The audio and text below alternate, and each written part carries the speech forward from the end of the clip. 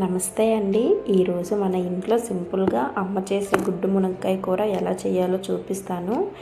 ముందుగా అయితే గుడ్లను ఇలా కొద్దిగా సాల్ట్ వేసుకొని నీటిలో బాగా ఉడకబెట్టుకోవాలి. 8 నుండి 10 నిమిషాలు ఉడకబెట్టుకుంటే సరిపోతుందండి. సాల్ట్ వేస్తున్నాం కాబట్టి మనకి ఇక్కడ గుడ్లు తొక్కలు అనేవి చాలా నీట్గా అనేది ఊడిపోతుందన్నమాట.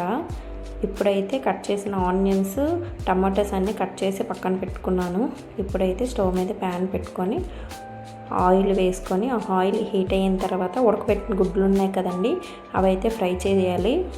ఆయిల్ అయితే ఒక 2 మినిట్స్ అయితే వేడవ్వాలండి, లేకపోతే గుడ్లు అనేది పెనానికి అంటుకుంటాయి అన్నమాట కడాయికి. ఇప్పుడైతే గుడ్లు అయితే వేసి అందులో కొద్దిగా చిటికెడు పసుపు, కొద్దిగా సాల్ట్ అయితే వేసి దోరగా వేయించుకోవాలన్నమాట.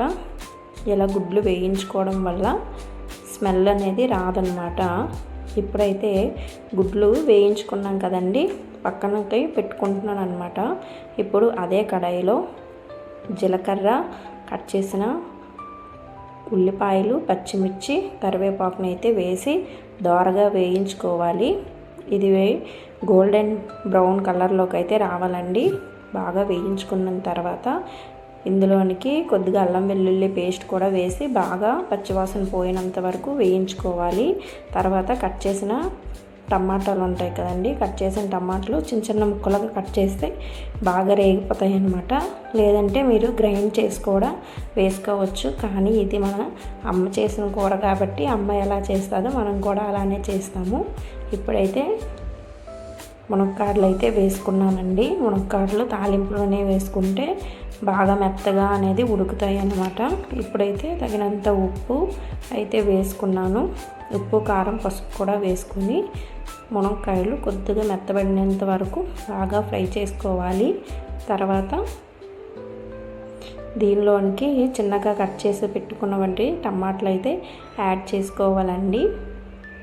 టమాటాలు యాడ్ చేసిన తర్వాత ఒక 2 మినిట్స్ అయితే మూత పెట్టేవాలి, ఎందుకంటే టమాటాలు చక్కగా మగ్గుతాయి కాబట్టి.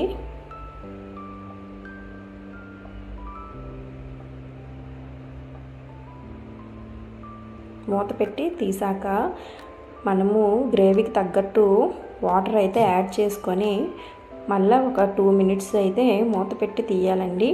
తర్వాత ఇందులోనికి ఫ్రై చేసి పెట్టుకున్నాం కదండి కోడిగుడ్లు అయితే యాడ్ చేయాలన్నమాట. కోడిగుడ్లు వేసిన తర్వాత కోడిగుడ్లకైతే ఘాట్లు పెట్టి ఫ్రై చేసుకోండి. గ్రేవీ అనేది బాగా పడుతుందన్నమాట.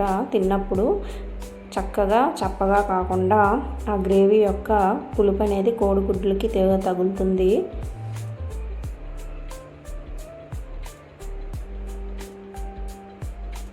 ఇందులో కొద్దిగా గరం మసాలా అయితే వేసుకోండి. గరం మసాలా వేసుకుంటే కొంచెం టేస్ట్ అనేది సూపర్గా ఉంటుంది అనమాట. ఇందులోనికైతే గుడ్లు అయితే యాడ్ చేసుకుంటున్నాను.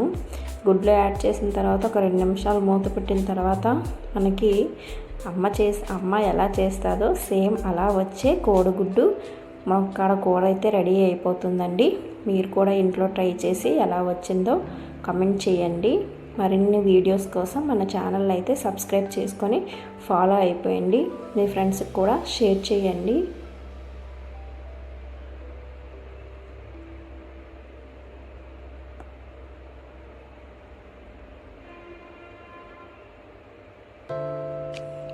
Thank you for watching this video. మరిన్ని వీడియోస్ కోసం మన ఛానల్ అయితే సబ్స్క్రైబ్ చేసుకొని ఫాలో అయిపోండి.